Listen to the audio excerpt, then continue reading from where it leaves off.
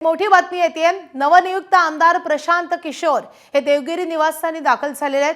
पार्थ पवार, सुनेत्रा पवार यांची भेट घेण्यासाठी प्रशांत किशोर हे देवगिरी निवासस्थानी दाखल झालेत। प्रशांत किशोर यांच्याकडे राष्ट्रवादी काँग्रेस पक्षाच्या राजकीय रणनीतीची जबाबदारी सोपवण्यात आली आहे। आगामी निवडणुका आणि पक्षाची भूमिका याबाबत प्रशांत किशोर मार्गदर्शन करणार आहेत। नुकताच बिहारमध्ये विधानसभेत किशोर यांचे बाकीपूर विधानसभेतून आगमन झालेले आहे। बाकीपूरमधून पोटनिवडणुकीत प्रशांत किशोर हे विजयी झालेले आहेत आणि त्यानंतर आता ते सुनेत्रा पवार, पार्थ पवार यांच्या भेटीसाठी दाखल झालेले आहेत। देवगिरी निवासस्थानी प्रशांत किशोर, सुनेत्रा पवार, पार्थ पवार यांची भेट होतीये।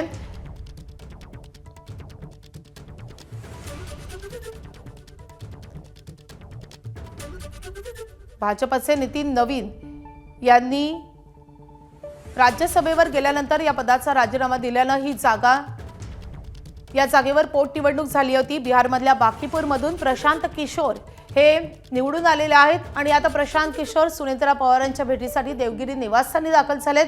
प्रशांत किशोर यांच्याकडे राष्ट्रवादी काँग्रेस पक्षाच्या राजकीय रणनीतीची जबाबदारी सोपवण्यात आलेली आहे। काही महिन्यांपूर्वीच ही जबाबदारी त्यांच्यावर सोपवण्यात आली आहे आणि या अनुषंगाने आगामी निवडणुका आणि पक्षाची भूमिका या संदर्भात प्रशांत किशोर आणि सुनेत्रा पवार यांच्यामध्ये महत्त्वाची बैठक सुरू आहे, महत्त्वाची चर्चा सुरू आहे। निलेश बुधावले आपले प्रतिनिधी आपल्या सोबत आहेत। निलेश, प्रशांत किशोर हे आमदार झाल्यानंतर पहिल्यांदाच मुंबईत आलेत आणि सुनेत्रा पवारांच्या भेटीसाठी दाखल झालेत।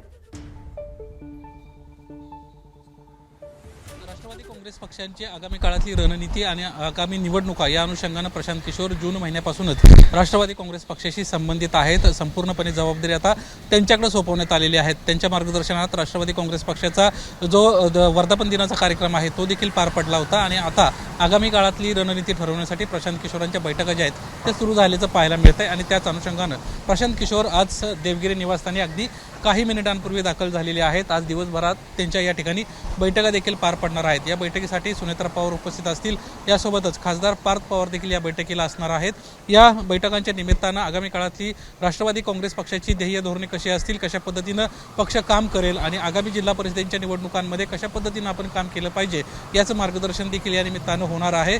पक्षाच्या महत्त्वाच्या सगळ्या ज्या रणनीती असणार आहेत त्या ठरवण्यासाठी प्रशांत किशोर यांची नेमणूक करण्यात आलेली आहे। खरं तर 2 दिवसांपूर्वी प्रशांत किशोर हे आता बिहार विधानसभेमध्ये देखील नवनियुक्त आमदार म्हणून नियुक्त झाले आहेत। बाकीपूर विधानसभेच्या पोटनिवडणुकीतून ते निवडून आलेत आणि त्यानंतर पहिल्यांदाच त्यांचा महाराष्ट्र दौरा होतोय आणि त्यानंतर पहिल्यांदा थेट ते देवगिरी निवासस्थानी आल्याचं आपल्याला पाहायला मिळतंय। माधवी, नक्कीच या भेटीमध्ये नेमकी काय चर्चा होते हे पाहणे तितकंच महत्त्वाचं असेल। निलेश, सगळे महत्त्वाचे तपशील जाणून घेत राहू। सध्या धन्यवाद या सगळ्या सविस्तर माहितीसाठी। एबीपी माझा, उघडा डोळे बघा नीट।